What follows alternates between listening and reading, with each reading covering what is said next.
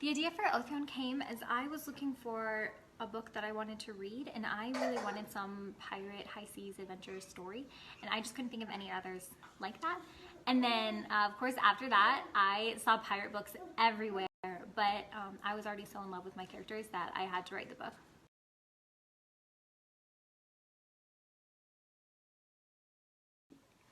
As I was writing the book, it was really important to me that we felt like as we were on the seas with these pirates that the stakes were raising and the world was sort of closing in around them as they're getting closer and closer to this island. And so to do that, I knew that I needed the tension to keep rising. And so that's why I added a lot of this mystery. Several of the characters have secrets. There's some like darker vibes with it, and I added those just to keep us really feeling the danger and how tense it got on the seas, just to keep the tension going as we're going to help the readers keep turning the pages, hopefully staying up all night reading the book.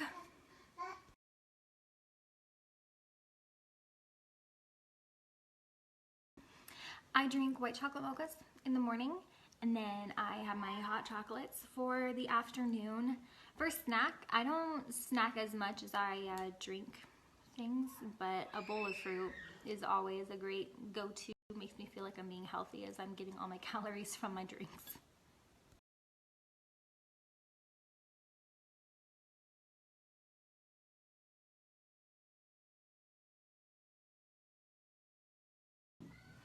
I have always done young adult fantasy. Always. I lived on fairy tale retellings growing up. I took in everyone that I could find. And so when I started writing, that's where I started, was with fairy tale retellings. And now it's just shifted into a little more of a mature, less the heroine needs help saving, and more battle scenes and fighting and Vikings and pirates and stuff like that.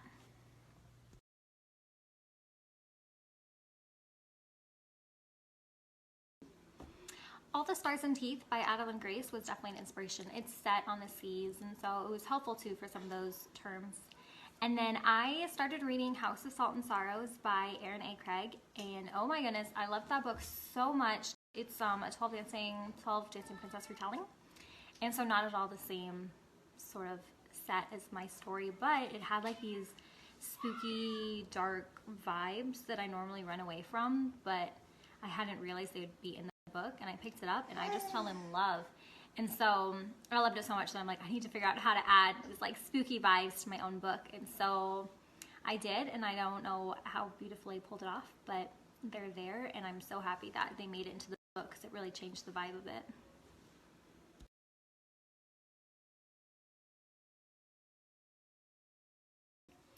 Emmy is a character that I based off myself in a much more personal way than I've ever based my characters off myself before. So I gave her a disease, and we figured this out in the first chapter that she is sick, and I based this on a disease that runs in my family. It's called ataxia. I gave it a different name for the book, just to keep up with the make-believe world, but it's based on ataxia, which basically it steals all the little things from you. It's going to take your balance, your sense of independence, and before it takes your life too early. And so I decided to give that to her and just sort of explore my own emotions with having to go through that one day, and just like, oh, like now you can't write anymore, and just like how all that feels. And so I gave that to her, and it's a secret that she's trying to keep from those around her as she struggles to find a cure, which sadly there is none right now in our world, but hopefully she finds it for herself.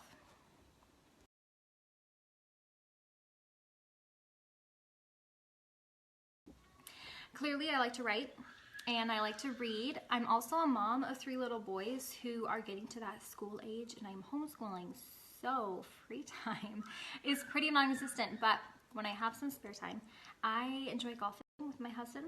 We really like board games and trying out new coffee shops and new restaurants together, or honestly just a relaxing night at home. A nice dinner is perfect.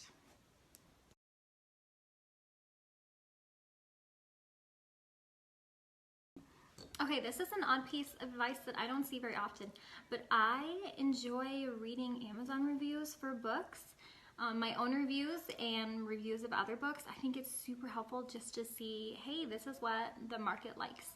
And so I want to write what I want to read, but then I also need to know is something that I can market and that the audience is going to want. I think that would have spared me a lot of work on my first few books and just made them a level better if I would have known here's what the market is going to be looking for right now. Yeah, it's kind of an odd piece of advice. I'm like, hey, think about other people's opinions, but I think it can really help you understand the market better if you read reviews for books.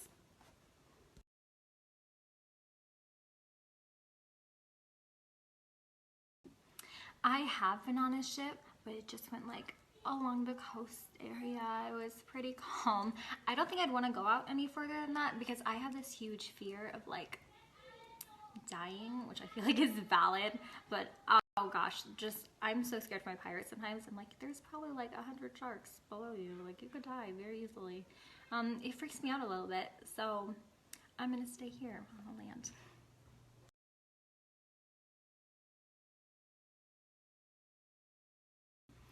I will forever be telling people that outlines are gold. I love outlines so much. I used to get stuck, especially that like awkward middle part where you're like, I know how this is gonna end, but what exactly is supposed to happen in the middle, or else it's only like 40,000 words long.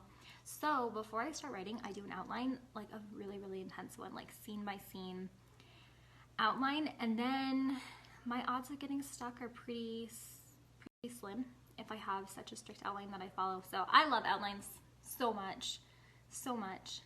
But if I do get stuck, usually reading a book can help motivate me to keep going.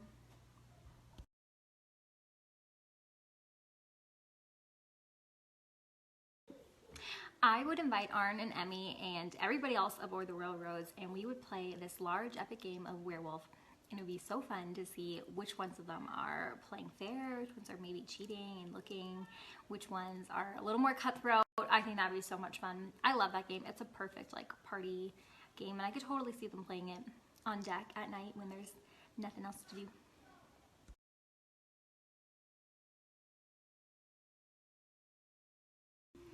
I like to write a book pretty fast. So I usually take 3 to 4 months, and I want to have the whole manuscript done just so that I'm really in the flow of writing. And so I get my outline done, and then I'll wake up, get the boys ready, do some school with them, and then I start writing.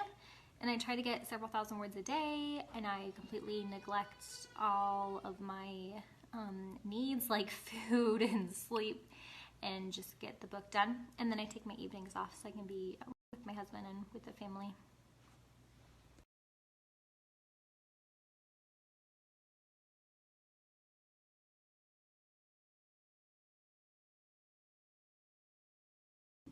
Probably the most difficult thing for me is that I do not live on a ship, and so I didn't know any of those terms. So even more than what are all the parts of the ship called, like a kitchen is a galley and like all these things, but like what are they doing when they're on deck, and all those hidden little rules. Like for a while I was calling it, oh, they're on their boat, and then people were like, actually they wouldn't call it a boat, they would call it a ship.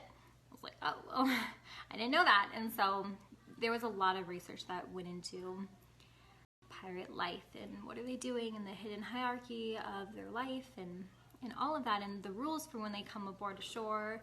Yeah, there was a lot I had to learn to write this book.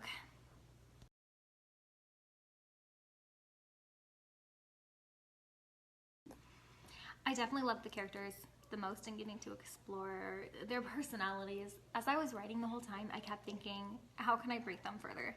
And that kind of makes me sound like a bad person, but like I loved pushing my characters past their points and just seeing what happens and everything that comes with that. And I felt like they were so raw, like I know them so well and I love all of them. So I really enjoyed being on this journey with my characters.